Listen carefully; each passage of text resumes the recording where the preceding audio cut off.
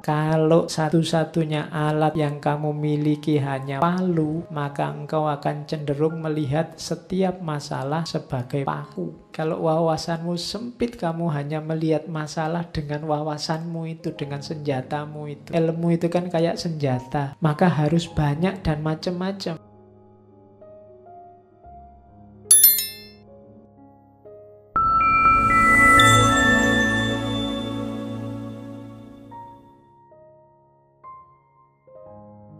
Oke, bismillah. Assalamualaikum warahmatullahi wabarakatuh. Bismillah. Mari kita lanjutkan ngaji kita.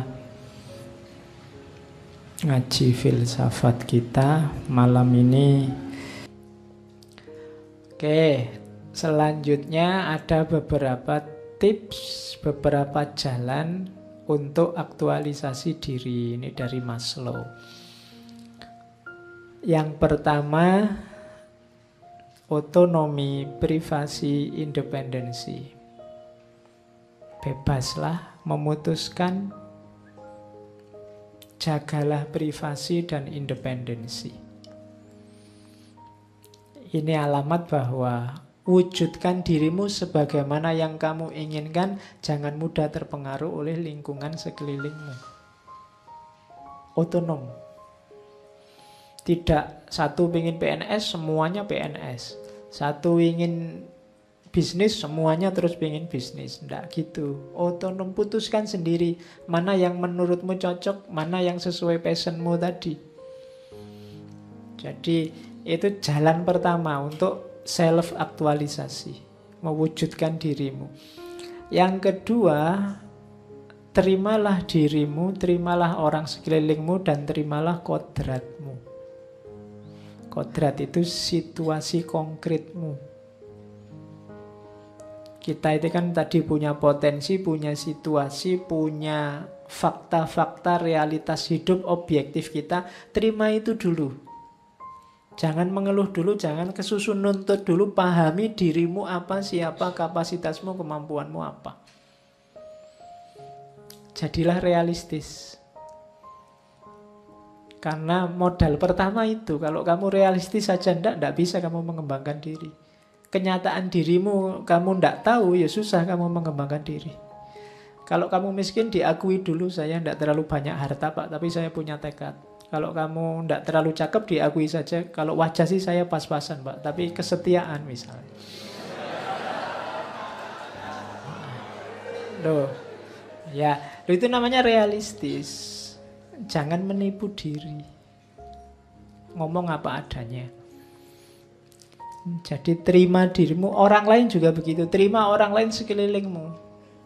Kalau enggak nanti kamu sumpek sendiri. Enggak bisa memulai perjuangan. Karena kamu enggak terima dengan orang sekelilingmu.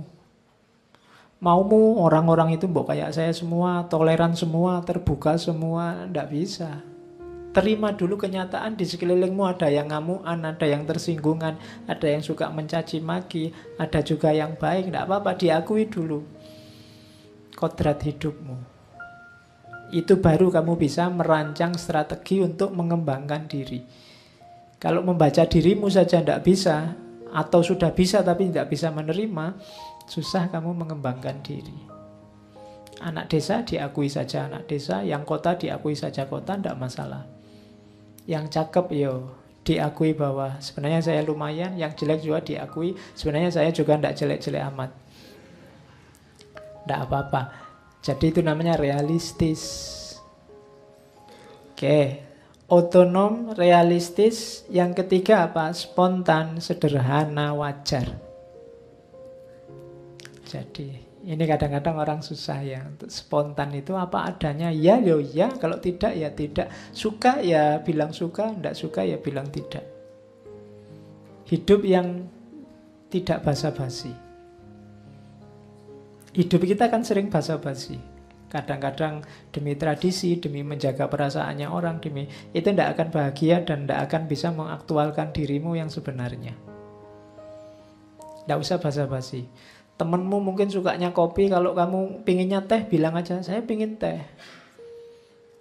Nggak gara-gara semua ngambil kopi terus kamu ikut-ikutan kopi. Itu namanya hidup yang basa-basi. Jadi yang lain ngaji filsafat, sebenarnya kamu males ngaji filsafat, ngantuk buat apa. Tapi trennya sekarang begitu, akhirnya ikut ngaji. Itu namanya hidup yang basa-basi. Ngapain? Kamu ndak alami, ndak spontan. Oke. Jadi wajar-wajar saja. Terus kamu akan bisa self-aktualisasi kalau fokus dan mampu mengelola masalah. Tidak lari dari masalah, tapi juga tidak cari-cari masalah. Tapi kalau ada masalah, ayo. Bisa menghadapi, bisa mengalahkan. Ini orang yang bisa aktualisasi diri. Rumus kedua, demokratik. Jangan tertutup, terbuka. Bisa berteman dengan siapapun, watak macam-macam, dan mau belajar dari siapapun. Ini orang yang bisa berkembang, karena kamu nyari referensi untuk mengembangkan dirimu kan dari orang lain. Maka kamu harus terbuka. Yang selanjutnya syaratnya bebas menjadi diri sendiri dan membebaskan orang lain. Jangan mau dizolimi, tapi kamu juga jangan menzolimi. Jangan mau dikungkung orang dan kamu juga jangan ngungkung orang. Dua-duanya akan menghambat aktualisasi diri.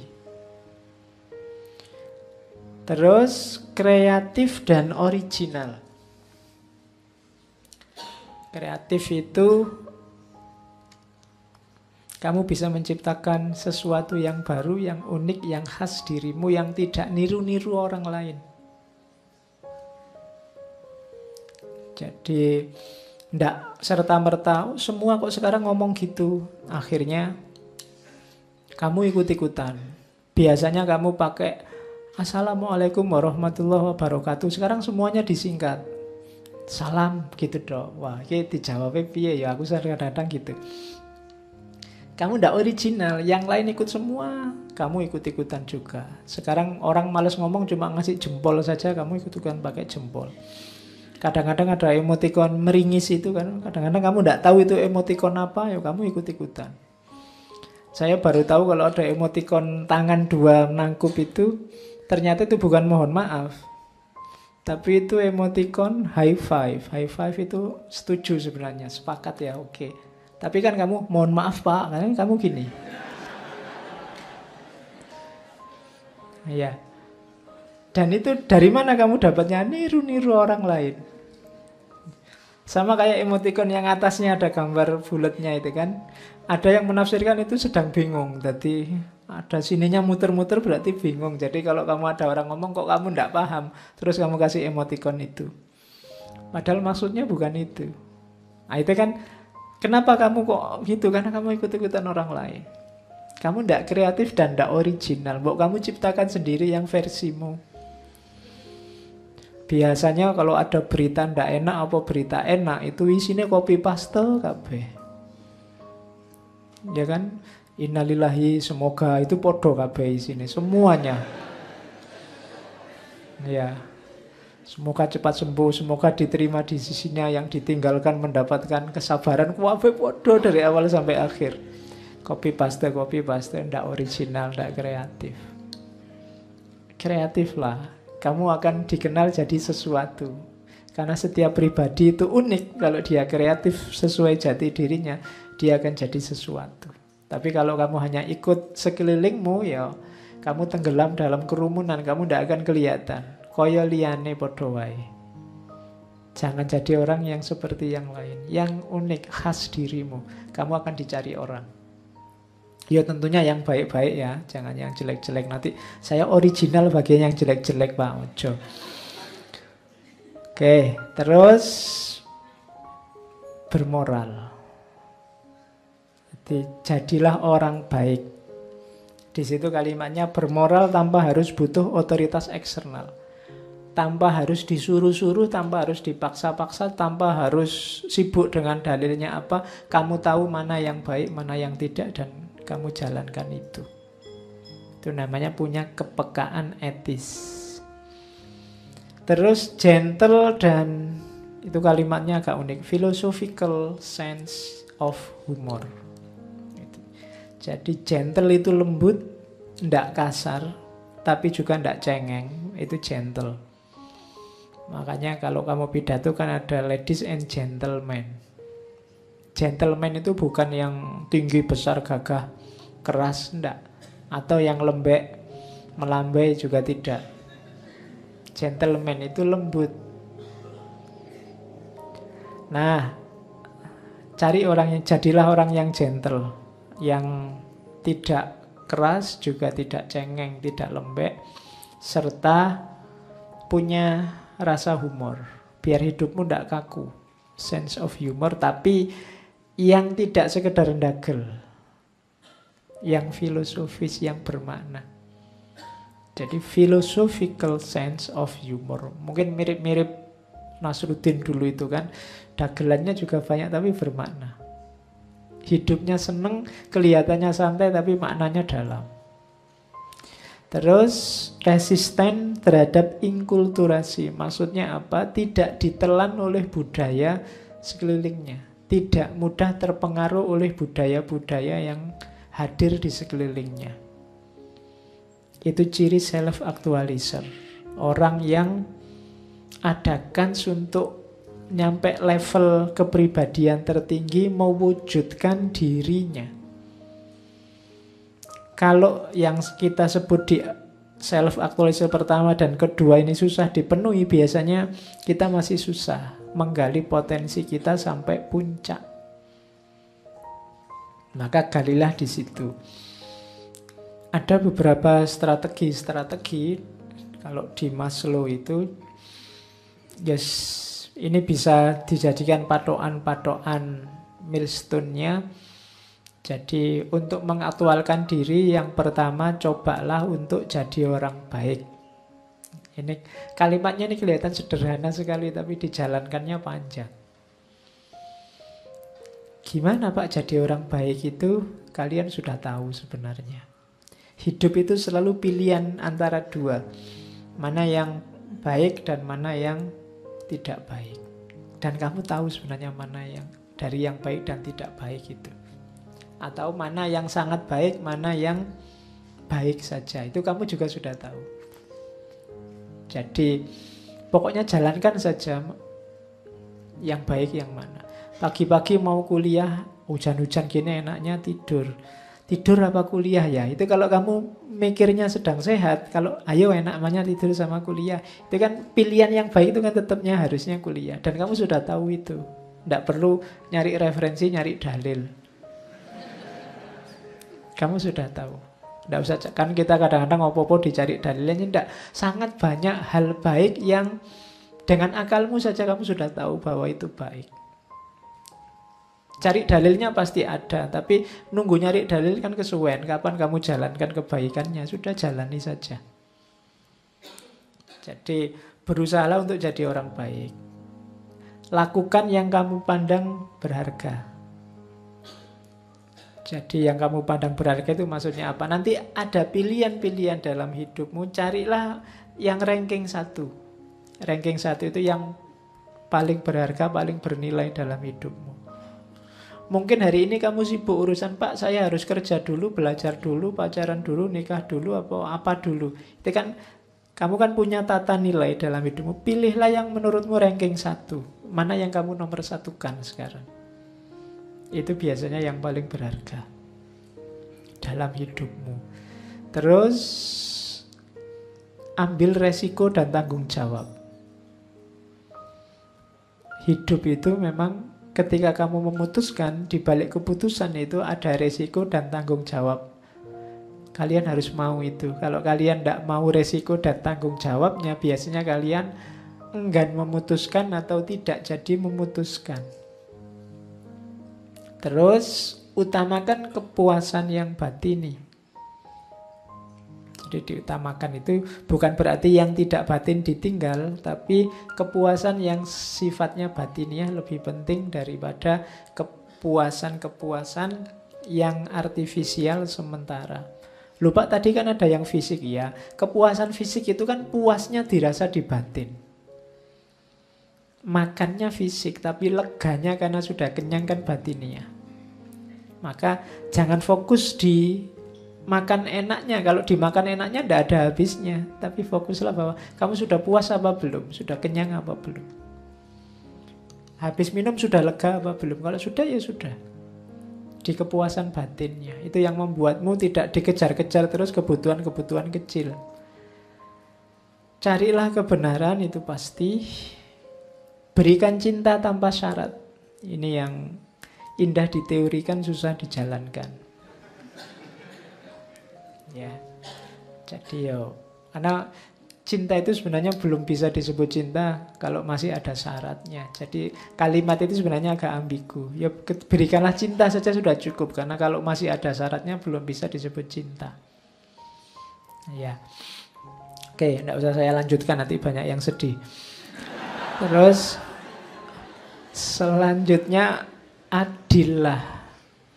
Kalau ini ya, adil itu penuhi semua kebutuhan tadi sesuai porsi dan proporsinya. Jangan kekurangan dan jangan berlebihan. Harus pas. Adil pada dirimu, adil pada orang lain.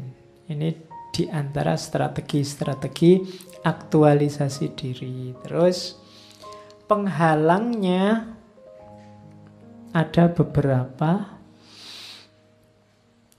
Yang pertama, biasanya orang tidak sukses mewujudkan potensinya karena yang pertama kurang wawasan, kurang pendidikan, kurang ilmu. Jadinya harusnya dapatnya 100, mungkin cuma dapat 20, 30, 40. Kenapa? Ilmunya tidak ngerti. Jadi ini penghalang. Makanya saya selalu mendorong belajar terus, belajar terus, belajar terus. Tambah wawasanmu terus. Semakin luas wawasanmu, semakin akan tergali banyak potensi dirimu yang luar biasa. Kemudian kadang-kadang juga salah asuh. Kadang-kadang mungkin tipe pengasuhan tertentu menyebabkan seseorang jadi penakut, seseorang jadi pengecut, seseorang tidak berani ngambil resiko, macam-macam. Jadi saat dewasa dia tidak bisa mengaktualkan dirinya. Mungkin dia sangat tergantung akhirnya dengan orang lain. Overproteksi atau overpermisif. Overproteksi itu apa-apa dikendalikan, diatur. Overpermisif itu apa-apa dibolehkan, dilepaskan. Ini pengasuhan yang salah. Terus Maslow juga punya, belajarlah dari Yonah kompleks. Yonah itu kalau bahasa Islam itu Yunus. Peristiwanya Nabi Yunus. Ada kasus apa dengan Nabi Yunus? Nabi Yunus itu fear of own greatness, evasion of one destiny, running away from one's own best talent. Nabi Yunus itu, ya beliau Nabi, jadi punya potensi yang luar biasa. Punya daya yang luar biasa, anugerahnya Allah yang luar biasa. Cuma kan ceritanya Nabi Yunus itu dakwah ke masyarakatnya tidak ada yang menyambut. Dakwahnya Nabi Yunus itu di daerah Mosul, sekitar Irak sana. Konon kabarnya sudah dakwah bertahun-tahun, jamaahnya cuma 2. Masih mending ngaji filsafat ini. Bolak-balik diancam oleh Nabi Yunus, kalau kamu masih durhaka terus, Allah akan menurunkan siksanya. Nah, ceritanya sudah putus asa Nabi Yunus, terus merasa ini pasti siksanya Allah akan datang sebentar lagi. Sebelum siksaannya datang aku tak pergi saja. Nah, itu komplek itu semacam kekurangan, penyakit jiwa. Istilahnya dipakai dalam zona komplek itu orang yang lari dari tanggung jawab. Versinya Maslow menjelaskannya. Kemudian padahal dia punya great talents, dia punya kemampuan yang luar biasa, bakat yang luar biasa, tapi bakat ini tidak digunakan. Lari dari takdirnya dalam tanda petik. Banyak orang kayak gini. Kalian itu potensinya luar biasa, jangan lari. Kayak Nabi Yunus itu kan terus diingatkan oleh Allah, akhirnya harus bertobat di dalam perutnya ikan nun. Ada yang bilang 40 hari, ada yang bilang 7 hari, ada yang bilang 3 hari, ada yang bilang ditelan waktu duha, dikeluarkan waktu sore. Tapi pendapatnya macam-macam tentang Nabi Yunus. Tapi yang jelas di situ dia menyesal, baru sadar bahwa dia melakukan tindakan yang salah. Sehingga nanti beliau punya kalimat favorit yang luar biasa itu kan, la ilaha illa anta subhanaka inni kuntu minadz dzalimin. Jadi itu ketika dia berada dalam kegelapan. Yang ini diambil oleh Maslow untuk gambarannya semacam itu. Kita itu sebenarnya punya potensi yang luar biasa. Jangan lari dari tanggung jawab. Anugerah itu bareng sama tanggung jawab. Kita harus berani, berusaha, disiplin, dan mengontrol diri untuk mencapainya. Oke.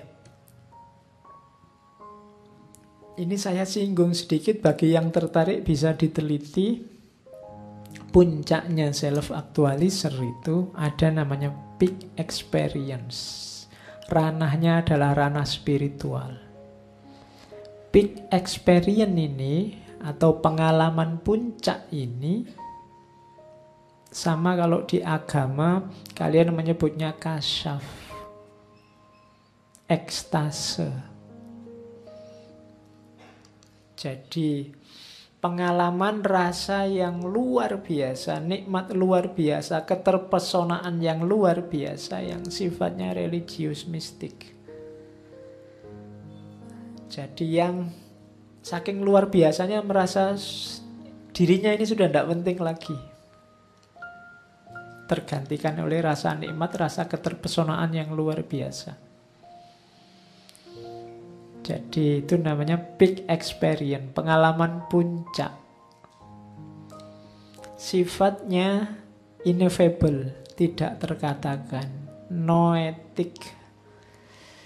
Jadi noetik itu dari bahasa Yunani artinya intuitif, tidak pakai akal, tidak pakai panca indera, pokoknya rasanya luar biasa.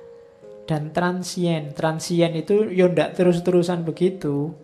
Kalau sudah jangka waktu tertentu mungkin 10 menit, mungkin setengah jam ya sudah kembali ke asal. Jangan dibayangkan orang ekstasi itu terus ekstase, terus ma'rifah, terus ya ndak. Sifatnya transien. Transien itu rasa bersatu dengan sesuatu yang luar biasa itu sementara. Ya nanti kembali lagi pasti dalam kesadarannya. Dan pasif. Pasif itu dia menerima saja pesona yang luar biasa itu. Nah, ini kalau dalam tasawuf ya saya bilang tadi kayak kasyaf, musyahadah. Bahasanya Maslow, peak experience. Itu jenjang tertinggi dari self-actualization. Ini boleh yang suka dengan kajian tasawuf, dengan kajian agama, boleh dijelajahi penjelasannya Maslow tentang peak experience. Jadi tidak cuma dalam tradisi sufi, ternyata dalam tradisi psikologi barat juga ada pandangan tentang pengalaman puncak. Kapan-kapan ya, ternyata sejak kemarin filosof-filosof ini punya pandangan yang luar biasa tentang agama-agama.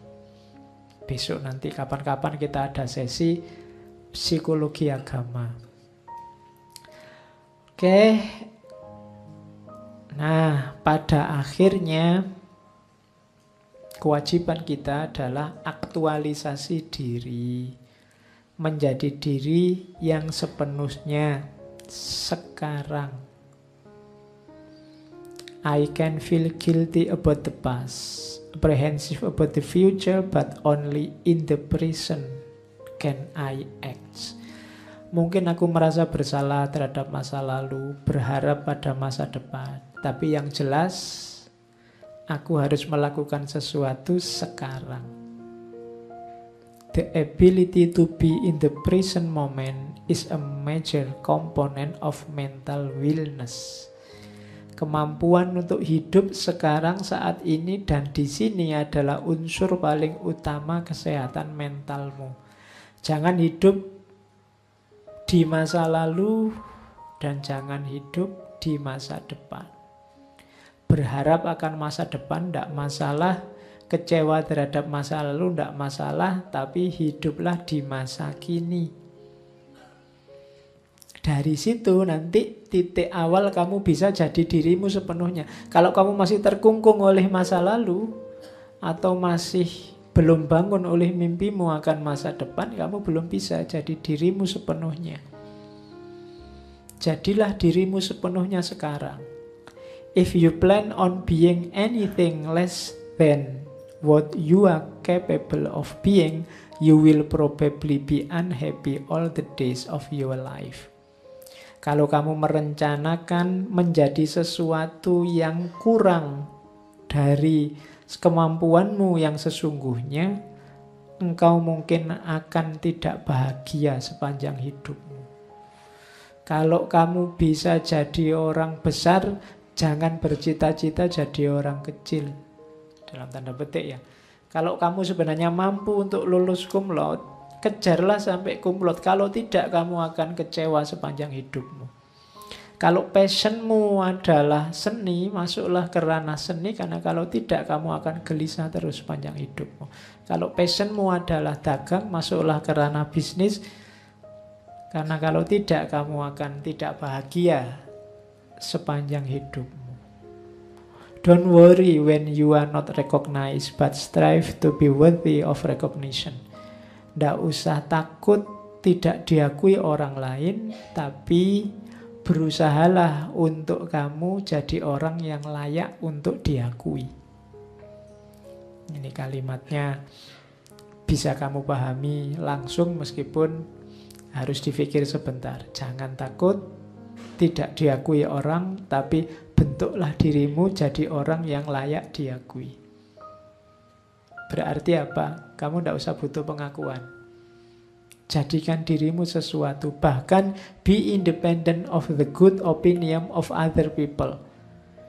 Tidak usah kamu terlalu mempertimbangkan. Independen itu kan bebas dari pandangan orang lain, termasuk pandangan baiknya orang lain.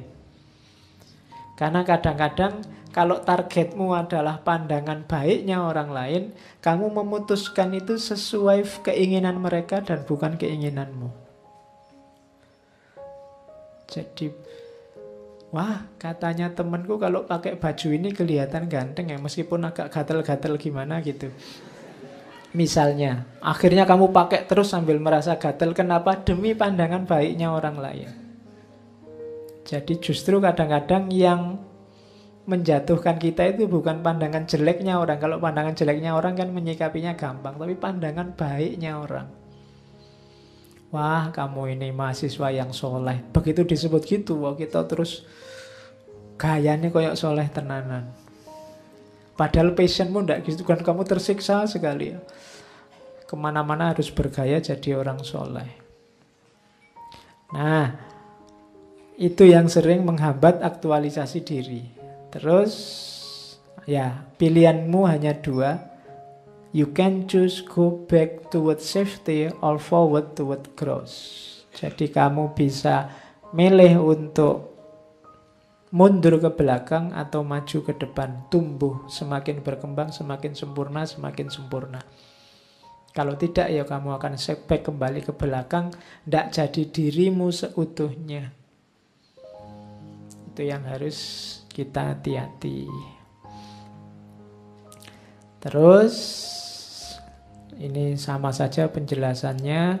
Aktualisasi diri itu akan membuat orang memahami diri, punya simpati terhadap orang lain, punya rasa pada manusia yang lain. Mereka akan merasa akrab, merasa terhubung dengan semua orang.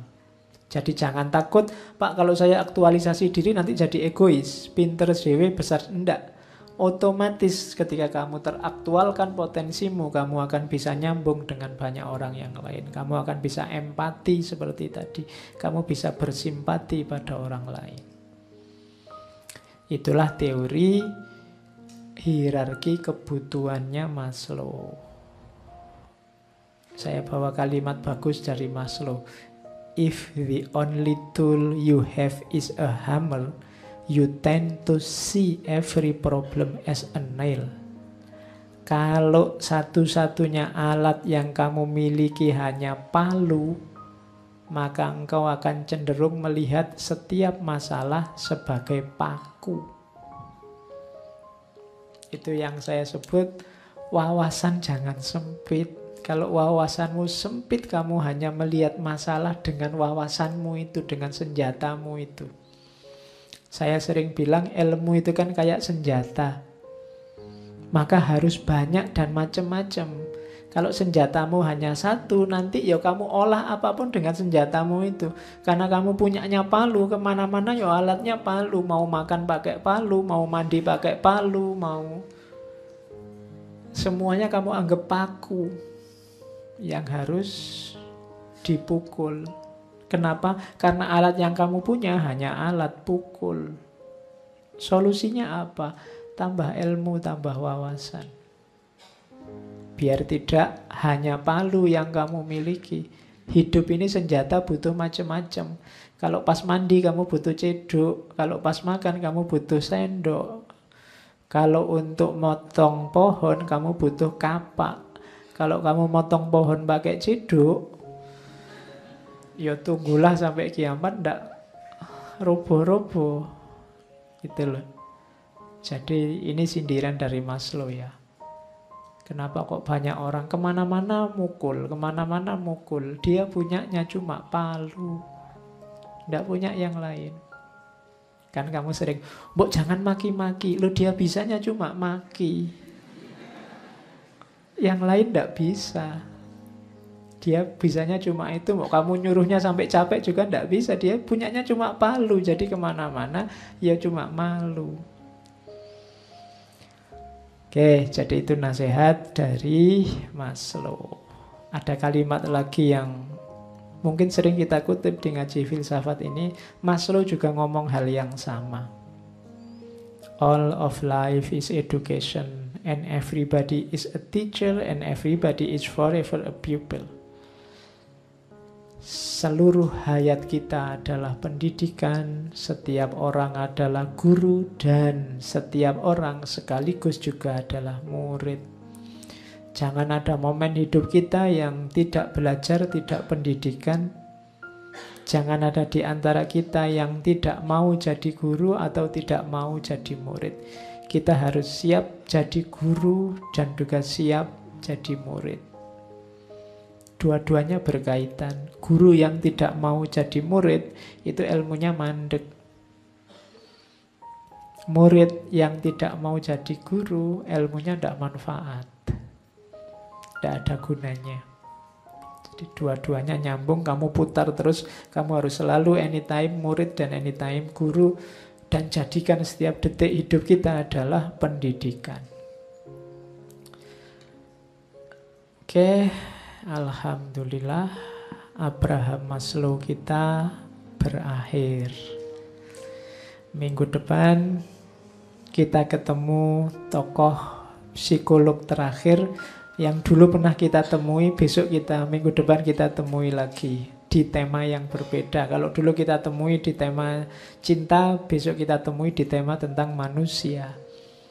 Erich Fromm. Tema terakhir tahun 2018.